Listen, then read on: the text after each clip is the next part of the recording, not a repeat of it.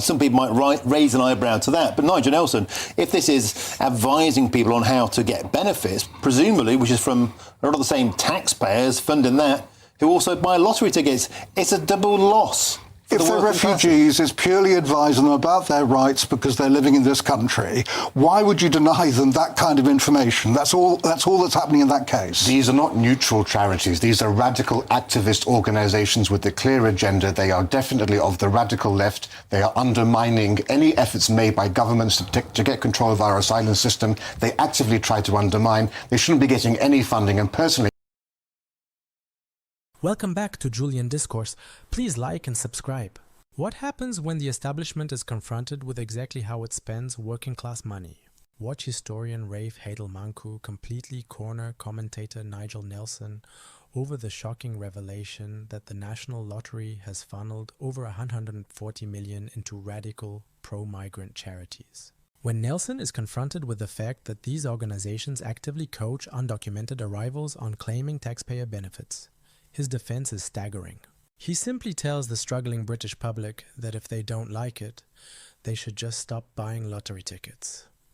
Watch this. This is a lot of money, and it's going into charitable causes that I think a lot of working class people will be quite surprised to learn about. Well, bear in mind that the lottery money goes to a total of 690,000 different community groups. That's the number that the lottery is paid for.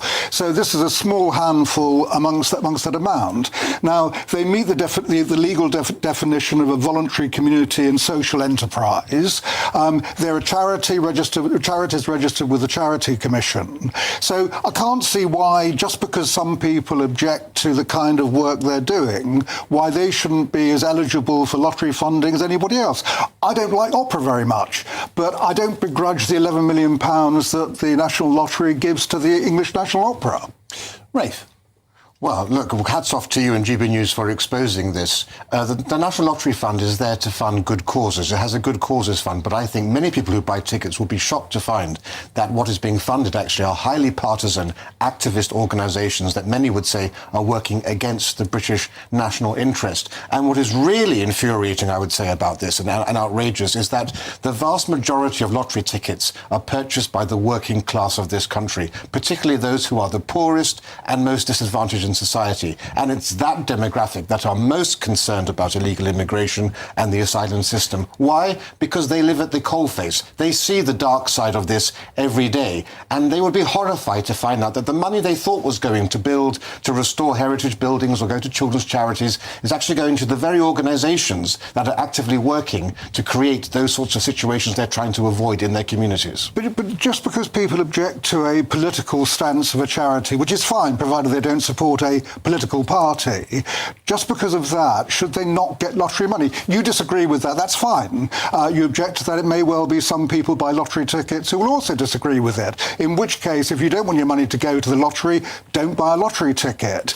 But if people actually want to do these things, and they act within the law, they should be able to. There's one particular charity that gets £436,000 from the lottery, and what they do is that they link up people who've got spare rooms with refugees who would be destitute without them. Those people want to open their homes to those refugees.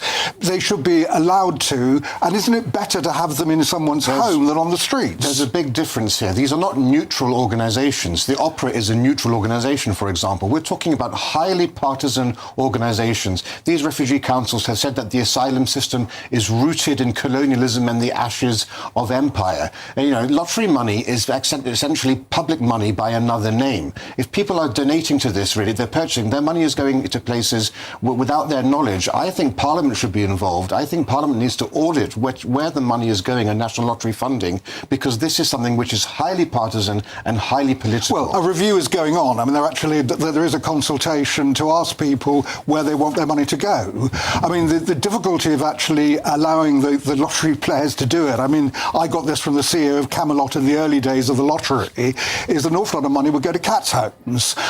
As it happens, that they do in fact fund about half a dozen animal sanctuaries, which is fine. But the point here is, if you've got nearly 700,000 different community organisations out there, and a handful are involved in this, why would you ban this one small area? Nobody is objecting to cats' homes. You may not like cats, you may be a dog person, but we're talking about here, the vast majority of people who are purchasing these tickets would be horrified to find out where their money is going. But it's not a secret. We're talking about... Well, they just have to go onto the website. We're talking about the capture of these institutions by far-left ideology. That should have no place in the charitable world. That is just not fair. It's absolutely true. Anyone who says that the asylum system is rooted in colonialism and the ashes of empire is absolutely captured by this. You see this in the Scottish Refugee Council too. But you're making a judgment about these particular charities because you object to what they're doing. As do most people who are purchasing these tickets. In which case, don't buy the tickets. This is not a secret. It is a secret, actually. Most people aren't aware about any of this. But it would be if they went to the National Lottery website where you can see all these things. Who does that? Okay, Nigel, are you denying that these organisations are from the political left? I think that it's unwise to give a charity which supports no political party, because they can't, labels like left or right. They're charities. You may not agree with what they're doing, but they're doing charitable work within the law, and therefore they deserve funding because they're doing community work as much as any other community project. The National Lottery was set up to help fund good causes, exactly, to better Britain. And nobody would say, watching this channel, I think, that these charities are doing anything to better Britain. They are undermining this country and the security of this country. And that's a judgment. And they are undermining the communities from which the ticket purchasers come. Rafe, that is a judgment. A judgment that most of the people buying these tickets would actually agree with. You don't that's know why that. I think we do know that, actually, because all of the polling shows the political alignment of people in those communities. And I think that's why it behooves their elected representatives to get involved in all of this and actually have a meeting with the National Lottery about the allocation of funds. And I think, Nigel, you would concur, and Rafe, I'm pretty sure you would, that particularly that Sudanese gentleman there in Nottinghamshire was talking about he was previously unaware of this thing called universal credit.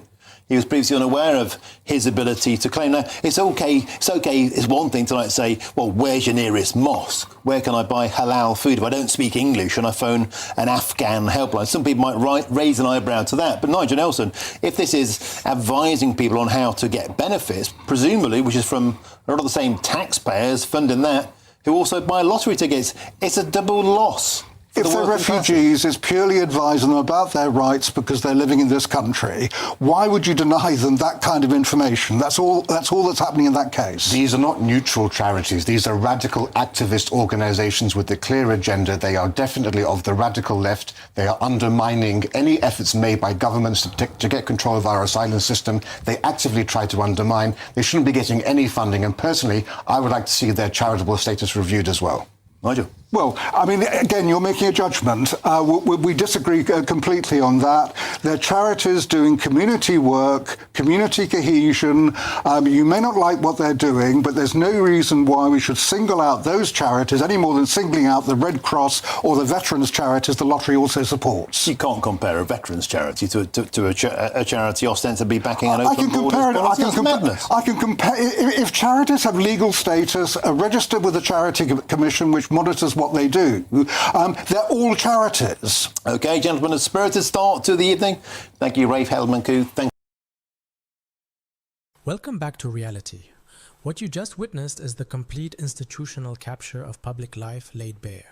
When commentator Nigel Nelson defends funneling over £140 million of national lottery funds to pro-migrant activist organizations and arrogantly tells the public that if they don't like it, they should simply stop buying lottery tickets, he exposes the profound contempt the establishment holds for everyday citizens. Think about the sheer perversity of this funding model. The National Lottery was established in 1994 with a clear social contract to fund heritage restoration, grassroots sports, children's hospices, and local community infrastructure. Instead, over £143 million has been quietly siphoned off to heavily partisan lobbying groups like Refugee Action and the Refugee Council. These are not neutral charities. These are political pressure groups that actively campaign to dismantle border enforcement, fight deportation policies in the courts, and coach undocumented arrivals on navigating the welfare state to claim universal credit. Under the Charities Act 2011, regulatory guidelines have allowed registered charities to engage in political campaigning under the guise of their core aims. This has enabled the creation of a massive state-adjacent activist industry subsidized by the public. And the cruel irony is that the demographic purchasing the highest proportion of lottery tickets is the British working class. The exact people whose local public services, schools, and hospitals are strained under the weight of uncontrolled migration. Telling financially squeezed citizens to just stop playing the lottery is the ultimate confession of elite insulation. The establishment extracts working class wealth, hands it to radical NGOs working against national sovereignty, and then dismisses legitimate public outrage. The social contract is entirely shattered, and the public is no longer buying the spin.